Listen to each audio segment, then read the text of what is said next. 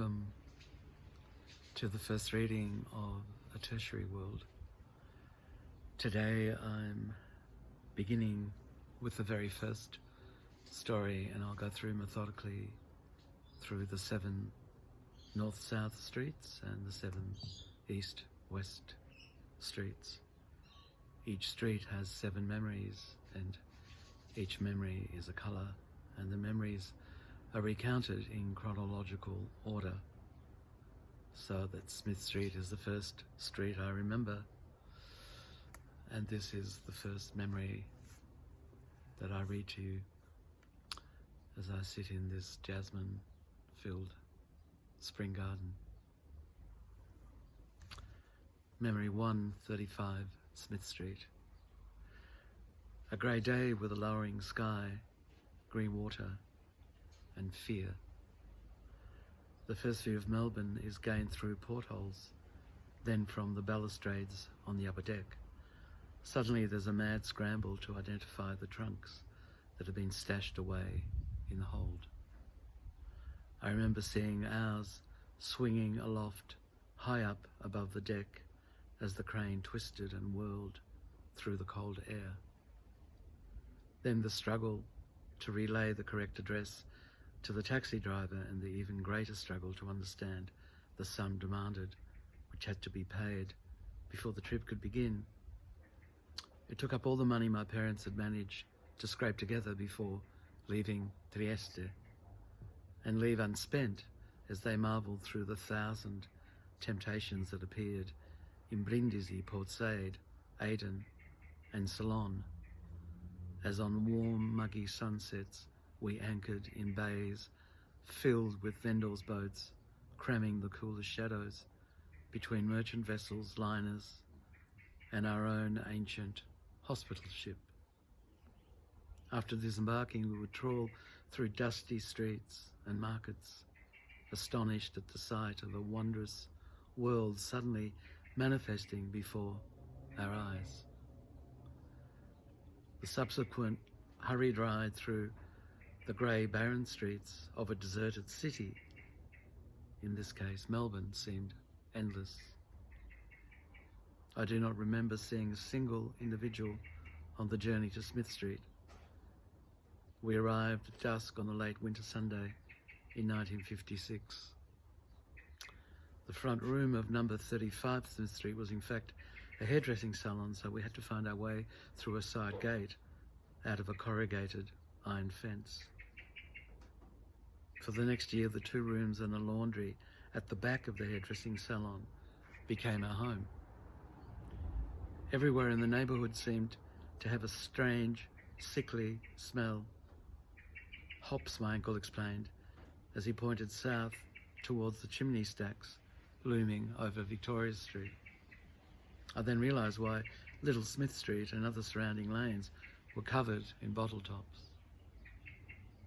A few weeks later, I found the origin of the plentiful supply of playful-looking cardboard cones mysteriously emerging from the many textiles factories abounding in Collingwood and Fitzroy. I believe them to be escapees from a destiny as startling as mine seemed to be. A kind of game as a life sentence, an object around which yarn or twine randomly coils. Soon I found the dog and hid him in the shed. I believe he had also escaped something or someone, but soon enough his joyful barking was traced by his angry owner. Though I spent every afternoon after school sitting in the gutter waiting outside his back door, I never saw him again.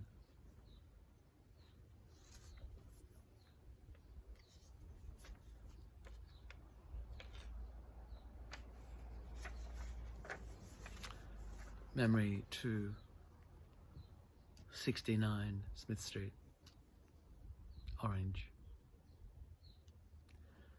The first morning I awake in Australia is a bright and clean August Monday.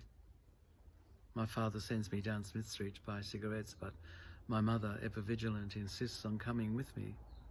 50 metres down the street at number 69, we're astonished to find what seems to be a shop selling Italian goods. It's open for business, and the big sign in the window says Pinolo Bros, Generi Elementari. We stand outside it delighted until my mother suddenly bursts out in desperate tears, inexplicable to me, right outside the shop. The owner comes out and tries to comfort her. He takes us inside and speaks comfortingly to us for a little while. Then we go home. Once home, my mother cries again, this time more silently. Tears stream down her cheeks as through quiet sobs she explains to my father that the sign had said elementary goods instead of alimentary goods. As a lover of language, she breaks down at the first simple hurdle. There will be many, many more. Despite this uncertain beginning, we shop at Mr. Pinolo's delicatessen. I believed, until many years later, that Mr. Pinolo's surname was Bros, and that this might have explained a non-Italian origin and the consequential, otherwise unforgivable lapse in grammar.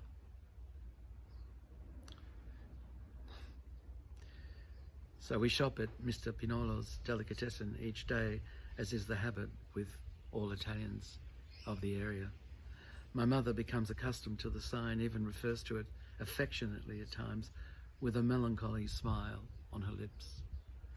We become accustomed to so many things, all of whom I have now forgotten or can no longer distinguish from the original version, trailing far, far behind me.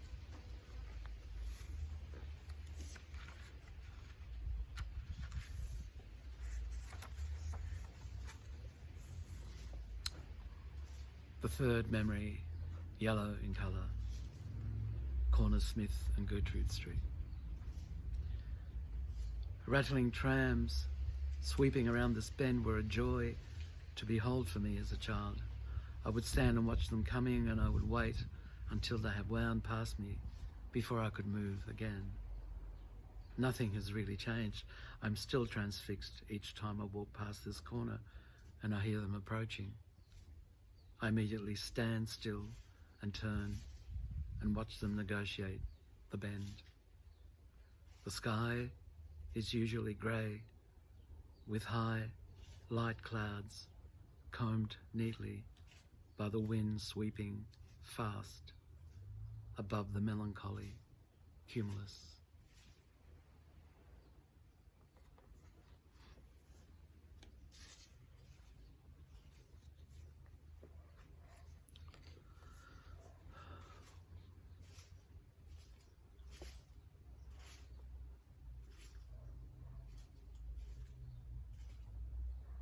The birds are scratching round the autumn leaves for food. They make a comforting, scratchy sound. Until tomorrow, when I will read you the fourth and fifth and sixth memory of Smith Street being the first red street.